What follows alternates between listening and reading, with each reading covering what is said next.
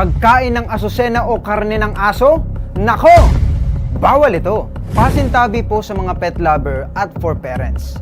Mayroon ka bang kilala na kumakain at nagbebenta ng karne ng aso? Alam nyo ba, nalabag ito sa batas at may karampatang parusa ang pagkain at pagbebenta nito.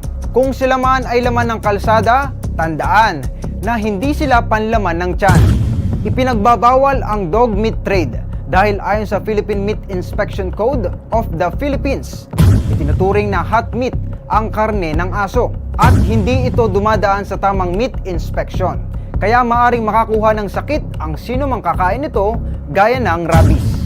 Makakasuhan din ng paglabag sa Republic Act No. 8485 o Animal Welfare Act ang mga dog trader at maaring makulong mula 6 na buwan hanggang 2 taon o multang mula 1,000 piso hanggang 5,000 piso o parehas na kulong at multa. Kaya naman, itigil na ang pagbebenta at pagkain ng karne ng aso dahil nako, bawal ito.